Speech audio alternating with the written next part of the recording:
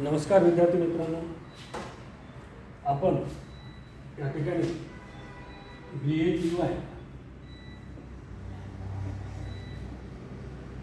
या भूगोल या विषयाकरता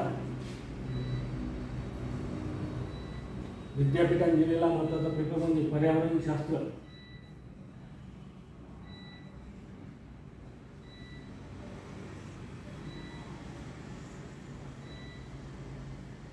या पेपरची आपण माहिती बघत आहोत। या आधीच्या लेक्चरमध्ये आपण पर्यावरण शास्त्राची व्याप्ती या पॉईंटला अभ्यासाला सुरुवात केली होती आणि यामध्ये दोन पॉईंट आपण बघितले होते, पर्यावरण याची संकल्पना आणि पर्यावरणाच्या साधन संपत्तीचा अभ्यास। या ठिकाणी आपण तिसरा महत्त्वाचा पॉईंट बघणार आहोत, पर्यावरणीय आपत्ती। यामध्ये पहिले निसर्ग निर्मित आपत्ती, तिसरा पॉईंट आहे निर्मित आपत्ती। हा सुद्धा पर्यावरण व्याप्तीमधला अत्यंत तिसरा महत्त्वाचा पॉईंट आहे। आता बघूया यामध्ये काय काय आपण अभ्यास करतो। निसर्ग निर्मित आपत्ती यामध्ये भूकंप, ज्वालामुखी, भूमिपात, मृदा धूप, महापूर, अवर्षण, चक्रीवादळे, सुनामीच्या लाटा, हिमवर्षा, उल्कापात, गारपीट, उष्ण व शीत लहरी, सूर्यावरील डाग, वनवे, साथीचे रोग, टोळधाड, तणवृद्धी यांचा समावेश होतो। आता निसर्ग निर्मित समस्या हा पर्यावरण शास्त्रातील व्याप्तीमधला तिसरा महत्त्वाचा पॉईंट आहे। यामध्ये आपण बघतो की निसर्गाद्वारे काही विविध स्वरूपाच्या ज्या आपत्ती येतात तर त्या आपत्तीचा यामध्ये समाविष्ट करण्यात आलेला आहे। उदाहरणार्थ आपण बघतो की भूकंप हा पर्यावरणातील निसर्ग निर्मित अत्यंत महत्त्वाची समस्या आहे। एखाद्या ठिकाणी जर भूकंप झाला तर त्यामधून अनेक प्रकारचा मानव आणि सजीवावरती हे बऱ्याच मानव आणि सजीव म्हणजे जीवजंतू, पक्षी, प्राणी यांचं त्या ठिकाणी अतोनात लॉस या नुकसान जीवितहानी होते आणि त्यामुळे आपल्या जो काही आजूबाजूचा परिसर असेल त्या परिसरामध्ये एक प्रकारे वेगवेगळ्या स्वरूपाच्या समस्या त्या ठिकाणी निर्माण होऊ शकतात। आपण बघतो की किल्लारी या ठिकाणी महाराष्ट्रामध्ये जेव्हा भूकंप झाला तर या ठिकाणी अनेक लोकांना आपला जीव हा गमवावा लागला। त्याचप्रमाणे आपण बघतो की जपान यासारख्या देशामध्ये अनेक स्वरूपात प्रत्येक वेळी भूकंप होतात आणि या भूकंपामुळे अनेक घरं जे आहेत हे वित्तीय हानी आणि मानवहानी या दोन्ही गोष्टी या ठिकाणी होते। तर याचा अभ्याससुद्धा या पर्यावरण शास्त्राच्या अंतर्गत केला जातो। यामध्ये भूकंप, ज्वालामुखी यासारखे पॉईंट आपल्याला माहीतच आहे। सूर्यावरील डाग आपण बघतो की सूर्य जो आहे हा एकमेव सोर्स आपल्याला ऊर्जा देणार आहे आणि त्याच्यापासून ऊर्जा आपल्याला मिळते आणि या ठिकाणी जर सूर्याच्या त्या तेजामध्ये जर एखादा बदल झाला तर त्यापासून अल्ट्राव्हायोलेट रेज हे सूर्यापासून पृथ्वीकडे फेकल्या जाते। हे किरण सूर्यापासून पृथ्वीकडे येतात आणि त्या अल्ट्राव्हायोलेट अतिनील किरणामुळे सूर्यापासून येणाऱ्या अतिनील किरणामुळे पृथ्वीचं तापमान जे आहे हे अत्यंत वाढतं आणि टेम्परेचर वाढल्यामुळे या ठिकाणी अनेक स्वरूपाच्या समस्या या ठिकाणी निर्माण होतात। यामध्ये बर्फाचं वितळण, बर्फाचं पाण्यामध्ये रूपांतर होणे, पुराचं प्रमाण वाढणे, समुद्राचे पाणी आहे त्याची पाण्याची पातळी ही उंचावणे, त्याचप्रमाणे स्किनचे रोग असेल या कॅन्सरसारखे रोग असेल या रोगांचा सुद्धा परिणाम मानवावर, सजीवावर होतो। तर हा एक सूर्याच्या डागामध्ये होणारा परिणामामुळे होतो। तर याचा सुद्धा अभ्यास यामध्ये केला जातो। यामध्ये साथीचे रोग यामध्ये सुद्धा हा सुद्धा एक निसर्ग निर्मित आहे पण मानव निर्मित सुद्धा झालेला आहे। बऱ्याच वेळा कावळी यासारखे रोग हे साथी देवीची लागवण यासारख्या अनेक बिमाऱ्या ह्या निसर्ग निर्मित होत्या, प्लेग वगैरे। आता त्यावरती अनेक संशोधन करून औषधं निर्माण केलेले आहे, परंतु आजकाल आपण बघतो कोरोना असेल यासारख्या अनेक बिमाऱ्या विषाणू हे मानव निर्मित सुद्धा होत आहेत आणि त्याच्यामुळे अनेकांना जीवसुद्धा गमवावा लागतो। या साथीच्या रोगाचा सुद्धा अभ्यास या पर्यावरण व्याप्तीमध्ये केला जातो। टोळधाड.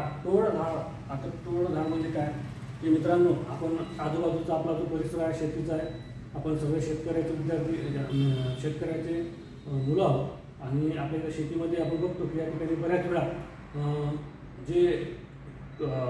जे पिकांवरती अनेक प्रकारचे पक्षी किंवा प्राणी जे आहे किंवा कीटक असेल, हे कीटकाचे प्रमाण वाढतं आणि त्याच्यामध्ये पूर्ण पीक हे टोळीमुळं हे नष्ट झालेलं आपल्याला दिसते.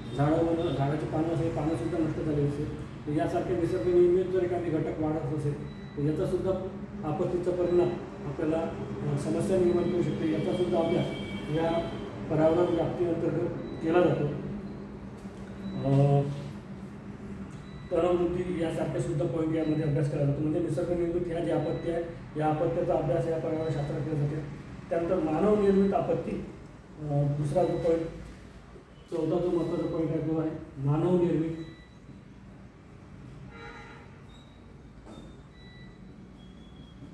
आता मानवनिर्मित म्हणजे ज्याप्रमाणे आपण मानवाने ज्या काही गोष्टी करून ठेवल्या त्याच्यामुळे होणारे जे आपत्ती आहे त्या आपत्तीचा सुद्धा अभ्यासामध्ये केलं जाते. मृदा धूप,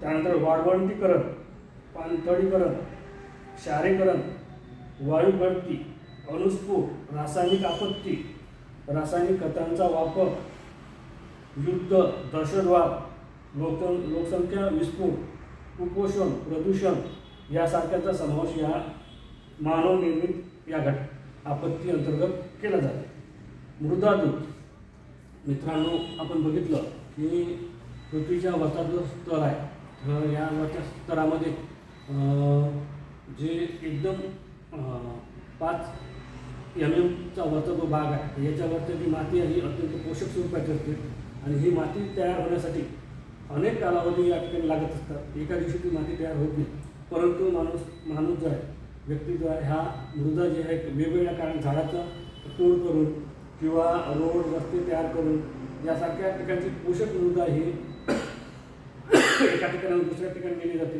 त्या ठिकाणी मृदेचं धूप या ठिकाणी मोठ्या प्रमाणात होते. झाडं तोडल्यामुळं ते पाणी अडवलं जात नाही, ते प्रवाहित होतात आणि त्यासोबत मातीसुद्धा जी आहे वाहून घेऊन जाते आणि ठिकाणी मोठ्या स्वतःची मृदाधूप होती. ही एक समस्येचा अभ्यास या पर्यावरणशास्त्राअंतर्गत केला जातो. वाळवंटीकरण, आपण वाळवंटीकरण का होतं की जेव्हा झाडांची संख्या ही कमी होती आणि झाडं तोडल्या जाते आणि त्यामुळं पावसाच्या पाण्याद्वारे ही माती जी आहे, झाडं जी आहे, ही माती ही निघून जाते आणि त्या ठिकाणी पूर्ण भागामध्ये त्या ठिकाणी खडकाळ वाळवंटी स्वरूपाचा भाग असतो. त्या ठिकाणी कोणत्या प्रकारचं वाऱ्याला रोखटोक नसते म्हणून त्या ठिकाणी वारा जो आहे मातीला घेऊन त्या ठिकाणी घेऊन जातात आणि त्या ठिकाणी मोठ्या स्वरूपाचं वाळवंट, राजस्थानसारख्या ठिकाणी सुद्धा वाळवंटी प्रदेश या ठिकाणी झालेला आहे. ही एक महत्त्वाची समस्या या ठिकाणी अभ्यासली जाते. पाणथळीकरण असेल, क्षारीकरण असेल. क्षारीकरण म्हणजे काय की जेव्हा आपण जर या ठिकाणी भारतामध्ये बऱ्याच ठिकाणी कॅनलद्वारे पाणी दिलं जाते आणि जेव्हा पाणी हे जमिनीमध्ये पिकांना दिलं जाते तर त्यावेळेस ते कॅनलचं पाणी या प्रमाणात दिलं जातं की त्यामुळं ते पाणी जे आहे त्या ठिकाणी क्षार निर्माण करते. ते पाणी पूर्ण जमिनीच्या आतमध्ये झिरपू शकत नाही आणि ती वरचा भाग जो आहे कळपणाने होतो आणि या ठिकाणी पाणथळ स्वरूपाचा क्षारयुक्त जमीन निर्माण होते. जमिनीमध्ये क्षार हे वरती येतात उन्हामुळे आणि तिकडे सगळ्या बाजूला पांढऱ्या स्वरूपाचा थर या ठिकाणी निर्माण होते आणि अशी जमीन जी आहे हे नापीक होते. आणि याचं महत्त्वाचं कारण म्हणजे काय की अतिरिक्त पाण्याचा वापर या ठिकाणी, जलसिंचनाचा वापर या ठिकाणी करणे. तर अशा प्रकारे या ठिकाणी मानवनिर्मित आपत्ती या ठिकाणी होऊ शकते. युद्ध असेल, बऱ्याच वेळा बघतो आपण युद्धाच्या ठिकाणी बॉम्बस्फोट केला जातो, अणुस्फोट केला जातो, दहशतवादीद्वारा अनेक स्फोट केले जातात. त्यामुळे सुद्धा अनेक समस्या निर्माण होते. मानव सजीव या ठिकाणी जीव गमवावा लागतो. त्याचप्रमाणे लोकसंख्येचा स्फोट आपण बघतो, ज्या ठिकाणी जास्त लोकसंख्या असेल त्या ठिकाणी वेगवेगळ्या स्वरूपाच्या वॉटर पोल्युशन असेल, एअर पोल्युशन असेल, साऊंड पोल्युशन असेल, वेगवेगळ्या स्वरूपाच्या समस्या, दहशतवाद असेल, युद्ध म्हणजे त्या ठिकाणी टोळी गँग वगैरे असेल, या ठिकाणी लोकसंख्येच्या विस्फोटामुळे यासारख्या समस्या सुद्धा होऊ शकतात. आणि प्रदूषण, कुपोषण असेल, या कुपोषणाच्या सुद्धामुळे सुद्धा वेगवेगळ्या स्वरूपाच्या समस्या या ठिकाणी होऊ शकतात. या 2 पॉईंट आपण या ठिकाणी बघितले आणि मला अपेक्षित आहे हे 2 पॉईंट आपल्याला समजले असतील आणि पुढचे या संबंधीचे व्याप्ती संबंधीचे पॉईंट आपण पुढच्या लेक्चरला बघणार आहोत. या ठिकाणी आपण थोडक्यात आपण हे पॉईंट बघितले. पुढच्या लेक्चरला आपण आणखी माहिती बघूया. तोपर्यंत धन्यवाद.